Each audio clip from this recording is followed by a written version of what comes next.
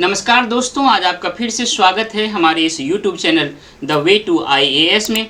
Friends, आज जिस topic पे हम बात कर रहे हैं वो है यूरोपियन कंपनीज जो भारत में आए उसमें इंग्लिश और फ्रेंच कंपनी के बारे में बात करेंगे।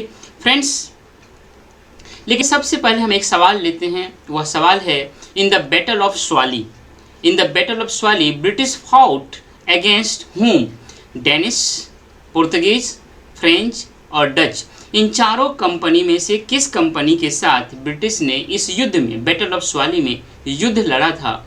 ये जो सवाल है इसका जवाब आपको देना है और वीडियो के अंत में इसका जवाब मैं खुद दूंगा। तब तक आप बने रहिए। फ्रेंड्स, इसके साथ साथ हम ये भी बताएंगे आपको कि कोई सवाल जब यूपीएससी में या अदर कंपटीशन में पूछा जाता है, वह सवाल क्यों पूछा जाता है, उसका इंपॉर्टेंस होता है, देन वो सवाल पूछा जाता है। तो उस इंपॉर्टेंस में भी बात करेंगे फ्रेंड्स। लेकिन आज हम पहली बार शुरुआत कर रहे हैं ब्रिटिश इंडिया कंपनी से। उसमें इस मैप को देखिएगा, ये आपका यूनाइटेड किंगडम है, ये फ्रांस है। फ्रेंड्स, यहाँ पे यूनाइटेड किंगडम है, इसका मतलब ये यूनाइटेड किंगडम में इंग्लैंड, स्कॉटलैंड और यहाँ पे आयरलैंड, ये तीन से मिल करके बना हुआ है यूनाइटेड किंगडम। यूनाइटेड वर्ड बताता है कि ये तीनों से मिलके बना हुआ है। इसमें आयरलैंड को ध्यान रखिएगा, क्योंकि बाद में जब हम भारत में स्वतंत्रता आंदोलन के समय में जो रिवोल्यूशनरी ग्रुप है उसकी बात करेंगे, तो वह रिवोल्यूशनरी ग्रुप इस आयरिश जो थे उनसे बहुत ही प्रभावित थे। ये आयरिश यहीं के आयरलैंड के रहने वाले थे। ये आयरलैंड बहुत लंबे समय तक इंग्लैंड है उनसे बहुत लंबे समय तक लड़ाई लड़ा था, तो इसको याद रखिएगा। और ये रहा फ्रांस।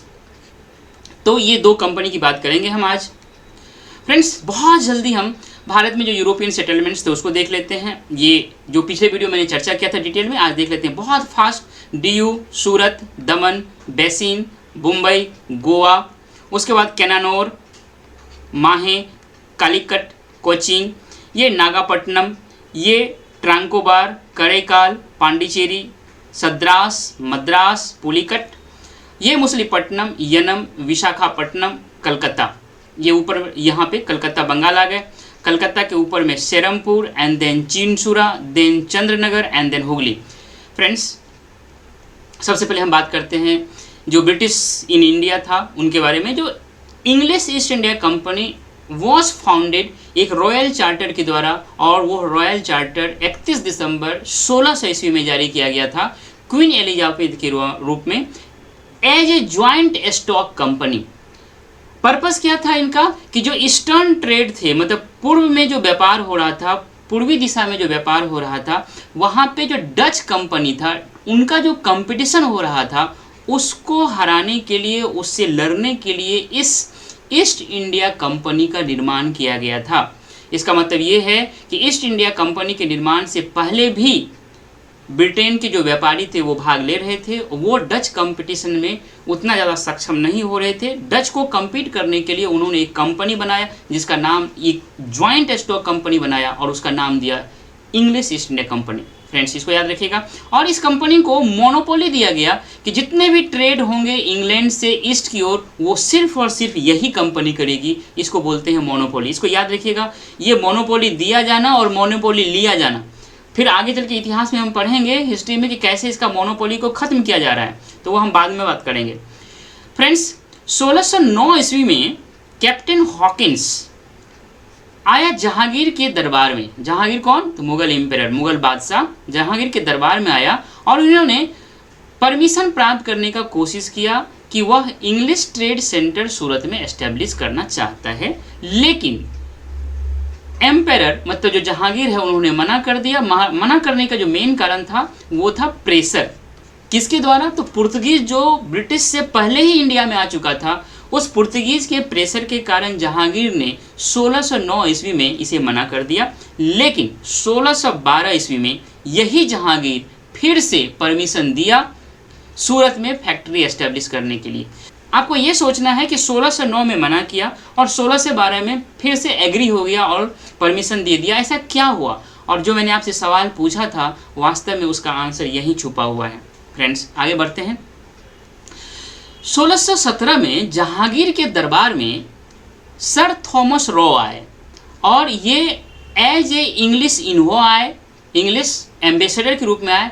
और किसका एम्बेसडर बन के? तो जेम्स फर्स्ट, जो कि उस समय इंग्लैंड के राजा थे, उनके एम्बेसडर के रूप में सर थॉमस रॉ जहांगीर के दरबार में आए और यहाँ पे दरबार में जब रहने लगे तो उन्होंने एक इम्पेरियल फरमान प्राप्त कर लिया जहांगीर से, और उसमें लिखा हुआ था कि east India company, English East India company व्यापार कर सकता है और भारत के विभिन्न पार्ट में अपना फैक्ट्री एस्टेब्लिश कर सकता है। फ्रेंड्स, असल में यहाँ से स्टार्ट हुआ। This was the modest beginning from where company gradually extended trading activities to the other parts of India. मतलब 1617 ईस्वी में वास्तव में यहाँ से एक शुरुआत हो चुका था कि किस तरह से कंपनी पूरे भारत में ट्रेडिंग एक्टिविटीज़ जो है फैलाएगा। और उसमें जो न्यूक्ली का काम कर रहा था, एक केंद्र का काम कर रहा था, वो था मद्रास, बम्बई और कलकत्ता। ये 3 सेंटर जो है एक न्यूक्लियस का काम कर रहा था। यहीं से ब्रिटिश का ट्रेडिंग सेंटर हर जगह फैलना शुरू हुआ। By the end of 17th century ये तीनों मेजर जो सेंटर्स है, इस ट्रेडिंग एक्टिविटीज़ को फैलाने का एक कह सकते हैं कि सेंटर के रूप में उभरा। फ्रेंड्स, आगे बात करते हैं। सबसे पहले हम मद्रास की बात करते हैं। 1639 ईस्वी में फ्रांसिस डे, याद रखिएगा नाम, इन्होंने मद्रास को प्राप्त किया किससे? राजा ऑफ चंद्रगिरी से। और वहाँ पे एक स्मॉल फैक्ट्री बनाया जिसका नाम है फोर्ट सेंट जॉर्ज। ये याद रखिएगा, मद्रास फोर्ट सेंट जॉर्ज, इसे प्राप्त करने वाला फ्रांसिस डे, और जिनसे प्राप्त किया वह राजा ऑफ चंद्रगिरी, याद रखिएगा। और बहुत जल्दी यह साइट बहुत ही इम्पॉर्टेंट हो गया ईस्ट इंडिया कंपनी के लिए। और ईस्ट इंडिया कंपनी जो कि उनका मुसलीपट्टनम पहले हेड क्वार्टर था, अब उसको छोड़ करके ईस्ट इंडिया कंपनी मतलब English East India company Madras को अपना पूर्वी तट मतलब कोरोमंडल तट पे मद्रास अब इनका हेड क्वार्टर बन गया।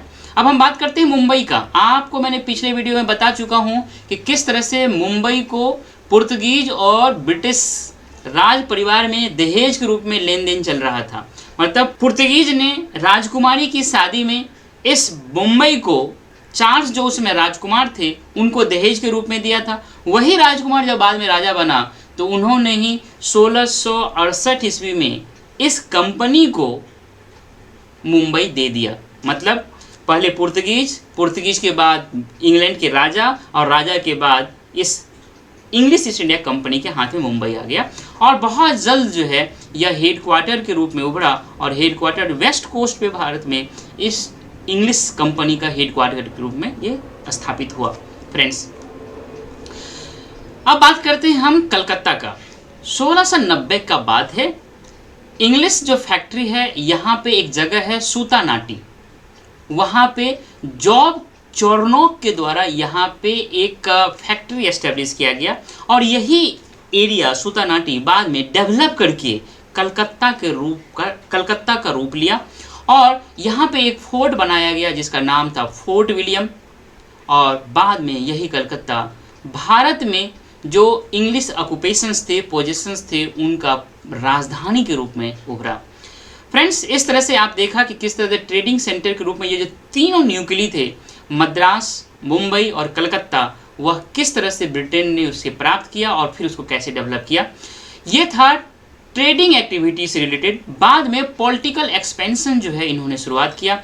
असल में 18वीं शताब्दी का जो मिड है, मतलब 1750 के बाद पूरे भारत में अपना एक हेजोमनी एस्टैब्लिश करने के लिए, कंट्रोल एस्टैब्लिश करने के लिए, पॉलिटिकल कंट्रोल एस्टैब्लिश करने के लिए ब्रिटिश ने, इंग्लिश ईस्ट इंडिया कंपनी ने प्रयास किया, जिसको हम नेक्स्ट वीडियो में चर्चा करेंगे।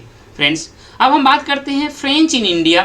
फ्रेंच ईस्ट इंडिया कंपनी का जो निर्माण है 1664 ईस्वी में किया गया था और इसका निर्माण किया था एक मंत्री जो कि लुइस 14वां का मंत्री था, जिसका नाम था कोलबर्ट।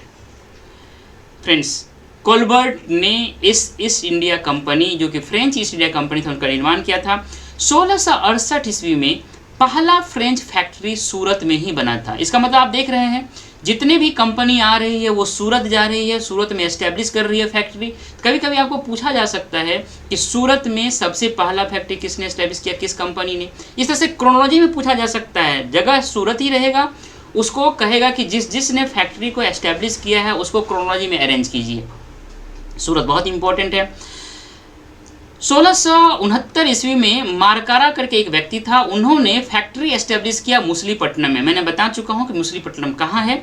और 1673 ईस्वी में फ्रैंकोइस मार्टिन जो है ये यहाँ पे आए, उन्होंने पौंडीचेरी को एस्टेब्लिश किया और वहाँ पे एक फोर्ट बनाया, फोर्ट लुइस। और बाद में यही पौंडीचेरी भारत में फ्रांस का जितने भी ऑक्यूपेशंस थे उनका हेड क्वार्टर के रूप में उभरा। और यहाँ पे यही जो है फ्रैंकोइस मार्टिन यहाँ का पहला गवर्नर बना। फ्रेंड्स आगे बढ़ते हैं। 1690 ईस्वी में फ्रेंच जो है एक्वायर्ड कर लिया चंद्रनगर, ये कलकत्ता के बगल में है, बहुत इंपॉर्टेंट है। कलकत्ता में ब्रिटिश ईस्ट इंडिया कंपनी आ चुका है और चंद्रनगर में फ्रेंच ईस्ट इंडिया कंपनी आ गया है। दोनों को डर है कौन किस पे कब्जा करेगा, और यही दोनों का डर जो है एक युद्ध की शुरुआत करता है, जो हम आगे बात करेंगे। और ये जो लिया था शाइस्ता खान से लिया था, जो उस समय गवर्नर था बंगाल का। फ्रेंच एस्टेब्लिश किया बहुत सारे फैक्ट्रीज कई जगहों पे, जैसे बालासोर, माहे, कासिम बाजार और करेकाल में। और 1742 ईस्वी में डुप्ले आ गया एज ए गवर्नर। इनके आते ही एंग्लो फ्रेंच जो कन्फ्लिक्ट है उनकी शुरुआत हो गया, और ये कन्फ्लिक्ट वास्तव में कर्नाटिक वॉर के रूप में उभरा। फ्रेंड्स एंग्लो फ्रेंच राइवलरी के बारे में देख लेते हैं। इनकी शुरुआत 18वीं शताब्दी जो है उनसे हुआ था, और यहाँ पे इंग्लिश और फ्रेंच कंपनी जो दोनों में इतना कंपटीशन हुआ, और फाइनली जो है कौन भारत में डोमिनेट करेगा इस बात को लेकर के कंपटीशन हुआ था। और आप आगे देखेंगे क्या हुआ। ये जो है वास्तव में ये कंपटीशन का जो एक मेन कारण था वो ये था कि अभी तक भारत में मुगल के डिक्लाइन करने के बाद यहाँ पे बहुत सारे टर्मोइल शुरू हो गए, पॉलिटिकल टर्मोइल्स हुए। टर्मोइल मतलब एक तरह कहते हैं आप कि बिल्कुल उथल पुथल का सिचुएशन था, पॉलिटिकल उथल पुथल सिचुएशन हो गया। यहाँ के जो छोटे छोटे राजा थे आपस में किस तरह से लड़ रहे थे, that's called political turmoil in India. इसका एडवांटेज इन दोनों कंपनी ने लिया, और ये जो एडवांटेज हुआ वो इसलिए हुआ कि मुगल एम्पायर भी डिक्लाइन हो रहे थे और मराठा भी उतने शक्तिशाली नहीं हो पाए थे। ये दोनों जो आपस में लड़ रहे थे, ये अभी मैंने बात किया जो कर्नाटिक वॉर है उसी के रूप में उभरा था। एंग्लो फ्रेंच राइवलरी जो है इनका जो अंत हुआ, उस अंत में ब्रिटिश जो है वह सक्सेसर के रूप में उभरा और फ्रेंच जो है वह फेल्योर हो गया। कर्नाटक वॉर में हम डिटेल से बात करेंगे कि कैसे फ्रेंच जो फेल्योर हुआ, ब्रिटिश जो सक्सेसफुल रहा। लेकिन आज हम बात करेंगे कि फ्रेंच जो फेल्योर हुआ तो क्यों हुआ। ठीक है, वास्तव में जो इंग्लैंड था वो बहुत ही ज़्यादा कॉमर्शियली और नेवी के रूप में बहुत ही सुपीरियर था फ्रेंच के तुलना में। तो पहला पॉइंट ये हो गया। दूसरा पॉइंट ये है कि फ्रेंच ईस्ट इंडिया कंपनी जो है उनको एडिक्वेट सपोर्ट जो है अपने गवर्नमेंट से नहीं मिल रहा था। जो फ्रांस में उनकी गवर्नमेंट थी उनको बहुत ज़्यादा पर्याप्त सपोर्ट नहीं मिल पा रहा था। जो इंग्लिश ईस्ट इंडिया कंपनी है उसका स्ट्रॉन्ग बेस था बंगाल में। इसको याद रखिएगा, बंगाल उस समय तक बहुत ही रिच प्रोविंस था भारत का। वहाँ पे ईस्ट इंडिया कंपनी ने अपना प्रभाव जमा लिया था, वहाँ उसको बहुत ज़्यादा रिवेन्यू मिल रहे थे, बहुत ज़्यादा टैक्स मिल रहे थे। उनका जो इकोनॉमिक सोर्स था बहुत ही स्ट्रॉन्ग था। जबकि फ्रेंच जो थे वो दक्कन में अपने आप को एस्टेब्लिश किए थे। दक्कन अभी उतना ज़्यादा इकोनॉमिक जो है पावरफुल नहीं हो पाया था, इसलिए उनका फ्रेंच का बहुत ही ज़्यादा इकोनॉमिक बेस जो है उतना स्ट्रॉन्ग नहीं हो पाया compare to English East India Company. French के पास सिर्फ और सिर्फ एक पोर्ट थे, पौंडीचेरी, जबकि इंग्लिश ईस्ट इंडिया कंपनी के पास 3 पोर्ट थे, कलकत्ता, मुंबई और मद्रास। पोर्ट का मतलब होता है कि पोर्ट पे बहुत ज़्यादा ट्रेड होता था, उसे बहुत ज़्यादा रेवेन्यू मिलता था, उसके बहुत ज़्यादा टैक्स मिलते थे। साथ ही साथ उस पोर्ट पे बहुत बड़ी संख्या में नौसैनिक रहते थे। तो इसके पास सिर्फ एक पोर्ट पौंडीचेरी और इसके पास 3 पोर्ट, मतलब पलड़ा हमेशा ब्रिटिश ईस्ट इंडिया कंपनी का ही भारी रहा। साथ ही साथ जितने भी फ्रेंच जनरल्स थे उनका आपस में बहुत ज़्यादा मतभेद होता था, आपस में मतैक्य नहीं था। ये भी एक बहुत बड़ा कारण रहा। और इसी बीच में यूरोप में बहुत सारे युद्ध हो रहे थे, उसमें इंग्लैंड जो है एज ए विजेता घोषित हुआ था। और उसका परिणाम ये हुआ कि फ्रेंच जो है इंडिया में कमज़ोर हो गया, क्योंकि वहाँ पे ऑलरेडी इंग्लैंड जो है यूरोप में जो वॉर चल रहे थे उसमें जीत चुके थे। तो वहाँ पे फ्रांस जो है उससे कमज़ोर हुआ, तो उसका प्रभाव ये हुआ कि भारत में फ्रांस जो है कमज़ोर हो गया। फ्रांस का जितना भी होप था कि भारत में एक एम्पायर बनाएगा, लेकिन इस थर्ड बैटल ऑफ जो कर्नाटिक है, इन सारे बैटल में फ्रांस का ये जो इंडियन सब कॉन्टिनेंट में पैरामाउंट बहुत ही शक्तिशाली पावर बनने का सपना था वो चूर चूर हो गया। फ्रेंड्स नेक्स्ट वीडियो में हम बात करेंगे ब्रिटिश कन्क्वेस्ट ऑफ इंडिया और या foundation of British Empire. Next video में इसको हमको लेकर के डिटेल में आप विस्तार से बात करेंगे। लेकिन आज हम इस वीडियो को अंत करने से पहले वह सवाल लेते हैं। सवाल ये था कि the battle of Swally the British fought against whom, कि बैटल ऑफ स्वाली में ब्रिटेन ने किसके साथ युद्ध लड़ा था। तो इसका आंसर है पुर्तगीज। फ्रेंड्स, ये पुर्तगीज है। ये बैटल ऑफ स्वाली है, इसको बैटल ऑफ सुवाली भी बोलते हैं। यह 1612 ईस्वी में हुआ था। सुवाली करके एक गांव है जो कि सूरत के बगल में है।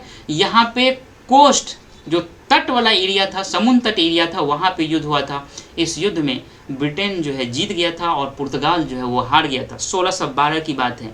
1612 में ये हारा है और 1612 में ही जहांगीर ने ब्रिटिश ईस्ट इंडिया कंपनी को सूरत में फैक्ट्री एस्टेब्लिश करने का परमिशन दे दिया। 1617 में ही जहांगीर ने ब्रिटिश ईस्ट इंडिया कंपनी को पूरे भारत में व्यापार करने का और फैक्ट्री एस्टेब्लिश करने का आदेश दे दिया। मतलब आप समझ रहे हैं कितना ज़्यादा हिस्टोरिकल इम्पोर्टेंस है इस घटना का। जो हिस्ट्री का डायरेक्शन चल रहा था उसको बिल्कुल ही चेंज कर दिया। जो पुर्तगीज के फेवर में था जहांगीर, वो बिल्कुल ही अब ब्रिटिश ईस्ट इंडिया के फेवर में आ गया। और उसका परिणाम आप देखेंगे कि 1947 तक हम उससे लड़ते रहे और फिर उसको भगा पाए। तो ये बहुत ही इम्पोर्टेंट घटना था जिसने हिस्ट्री के डायरेक्शंस को चेंज कर दिया। तो यूपीएससी या स्टेट पीसीएस जितने भी सवाल पूछे जाते हैं वो उस तरह के सवाल को पूछता है जिसका हिस्टोरिकल बहुत ही इम्पोर्टेंट हो, उस घटना का बहुत ही ज़्यादा टर्निंग पॉइंट हो हिस्ट्री को डिसाइड करने में।